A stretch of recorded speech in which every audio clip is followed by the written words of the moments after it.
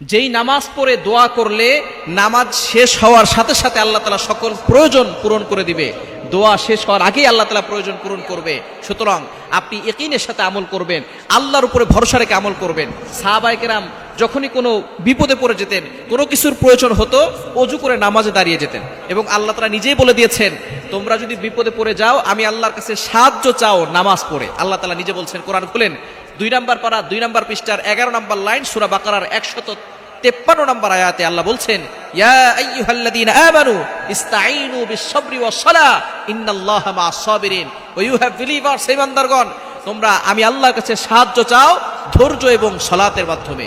আপনি ধৈর্য ধারণ করবেন, বিপদে পড়ার সাথে সাথে ধৈর্য ধারণ করবেন, এরপরে আপনি নামাজ পড়বেন, নামাজ পড়ে আপনি আল্লাহর কাছে সাহায্য চাইবেন। কি নিয়ত করবেন? এই নামাজ যখনই আপনার কোনো প্রয়োজন হবে আপনি বলবেন, সালাতুল হাজতের 2 রাকাত নামাজ আদায় করতেছি আল্লাহকে সন্তুষ্ট করার জন্য, আল্লাহু আকবার।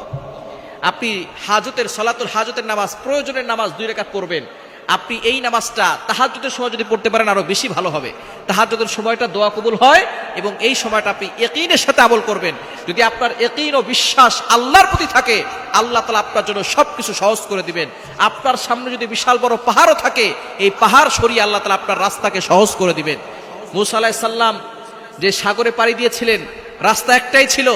মূসা আলাইহিস সালাম সেই রাস্তা পার হয়ে গিয়েছে, আর ফেরাউন সেই রাস্তায় ডুবে গেছে। কেননা ফেরাউনের ভরসা ছিল রাস্তার উপরে, আর মূসা আলাইহিস সালামের ভরসা ছিল আল্লাহর উপরে।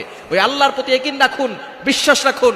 যে আল্লাহ ইব্রাহিম আলাইহিস সালামকে আগুন থেকে মুক্তি দিয়েছিলেন, যে আল্লাহ ইউনূস আলাইহিস সালামকে মাছের পেট থেকে মুক্তি দিয়েছিলেন, যে আল্লাহ ইউসুফ আলাইহিস সালামকে কূপ থেকে মুক্তি দিয়েছিলেন, যে আল্লাহ নূহ আলাইহিস সালামকে বিশাল প্লাবন থেকে মুক্তি দিয়েছিলেন, যে আল্লাহ মুহাম্মদ সাল্লাল্লাহু আলাইহি সাল্লামকে মক্কার কাফেরদের থেকে মুক্তি দিয়েছিলেন, সেই আল্লাহ এখনো আছেন, সেই আল্লাহর শক্তি এখনো আছে।